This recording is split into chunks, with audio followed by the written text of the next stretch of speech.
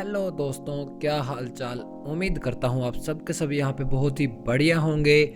आज की इस वीडियो में मित्रों हम यहाँ पे कंपैरिजन करने वाले हैं न्यूली लॉन्च ओप्पो के रेनो 11 5G स्मार्टफोन का पोको के X6 Pro 5G स्मार्टफोन के साथ में। तो मित्रों कंपैरिजन यहाँ पे बहुत ही ज़बरदस्त रहने वाला है और कंपैरिजन हम यहाँ पे स्टार्ट करेंगे सबसे पहले डिस्प्ले के साथ। तो ओप्पो के स्मार्टफोन में हमें देखने को मिलती है 6.7 इंचज़ की full HD plus curved AMOLED display जो कि पंच होल के साथ यहाँ पे आती है। 120 हर्ट्ज का बैटरी स्मूथ रिफ्रेश रेट दिया गया है फिटनेस और हमें HDR10 प्लस का सपोर्ट यहाँ पे देखने को मिल जाएगा।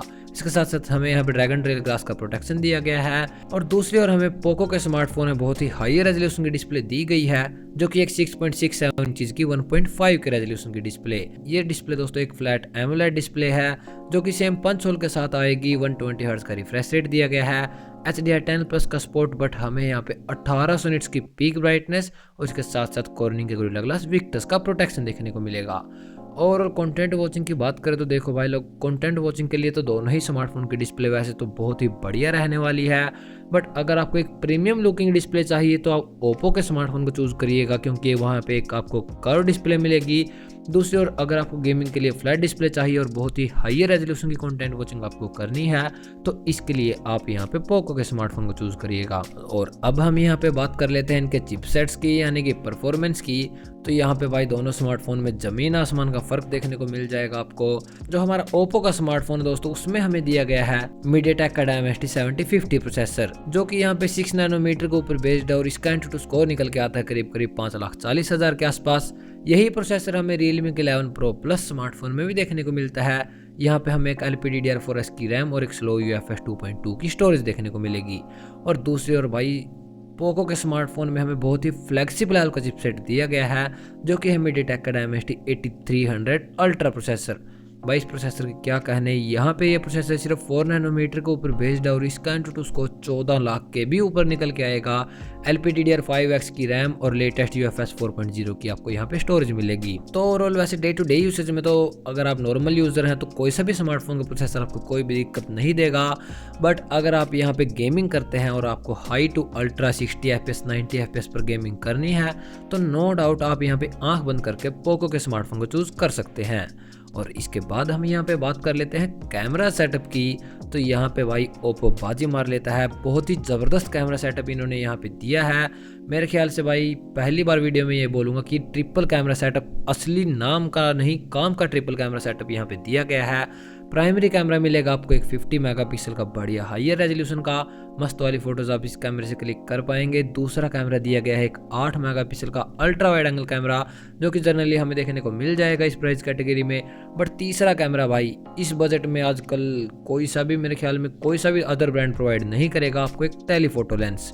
यहाँ पे हमें एक 32 मेगापिक्सल का 2x ऑप्टिकल टेलीफोटो कैमरा दिया गया है जिससे कि भाई आप बहुत ही ज़बरदस्त पोर्ट्रेट पिक्चर्स क्लिक कर पाएंगे। इस प्राइस कैटेगरी में आपको एक टेलीफोटो लेंस मिलना भाई इम्पॉसिबल हो जाता है। 30,000 रुपये के बजट के नीचे आपको कोई सा भी दूसरा स्मार्टफोन टेलीफोटो लेंस प्रोवाइड नहीं करेगा और आप इस कैमरे से यहाँ पे आप 20x जूम की फोटोज क्लिक कर सकते हैं। दूसरी ओर भाई हमें देखने को मिलता है पोको के स्मार्टफोन में भी ट्रिपल कैमरा सेटअप, बट नाम का ट्रिपल, काम का ड्यूल कैमरा। 64 मेगापिक्सल का प्राइमरी कैमरा दिया गया है, दूसरा कैमरा यहाँ पे एक 8 मेगापिक्सल का अल्ट्रा वाइड एंगल कैमरा आपको मिल जाएगा और एक तीसरा कैमरा भाई नहीं काम आएगा हमारे 2 मेगापिक्सल का डेप्थ कैमरा। दोनों ही स्मार्टफोन में हम यहाँ पे 4K वीडियो शूट कर सकते हैं और वीडियो स्टेबलाइजेशन के लिए OIS का सपोर्ट मिल जाएगा। और फ्रंट कैमरास की जब इनकी बात आती है तो ओप्पो के स्मार्टफोन में 32 मेगापिक्सल का सेल्फी कैमरा दिया है। दूसरी ओर हमें भाई पिद्दी सा पोको के स्मार्टफोन में 16 मेगापिक्सल का सेल्फी कैमरा मिलेगा। तो आप नो डाउट भाई यहाँ पे अगर एक कैमरास के लिए आप बढ़िया फ़ोन लेना चाहते हैं इस बजट में, मेरे ख्याल से ओप्पो के सिवा भाई कोई भी अदर स्मार्टफोन इससे बढ़िया कैमरा सेटअप नहीं प्रोवाइड करेगा इस बजट में। तो कैमराज वाइज यहाँ पे ओप्पो विनर बन जाता है। बैटरीज की बात करें तो दोनों ही स्मार्टफोन में हमें एक सेम बैटरी कैपेसिटी दी गई है 5000 mAh की। एक दिन तक का बैटरी बैकअप आपको यहाँ पे मिल जाएगा और 67 वोल्ट की टर्बो चार्जिंग मिल जाएगी आपको जो कि आपको फ़ोन 100% अराउंड 45 मिनट्स में चार्ज कर देगी। तो बैटरीज वाइज तो दोनों स्मार्टफोन सेम है। नेटवर्क एंड कनेक्टिविटी की बात करें तो दोनों ही स्मार्टफोन में हमें 5G का सपोर्ट, Wi-Fi 6E, ब्लूटूथ 5.3 का सपोर्ट देखने को मिल जाएगा।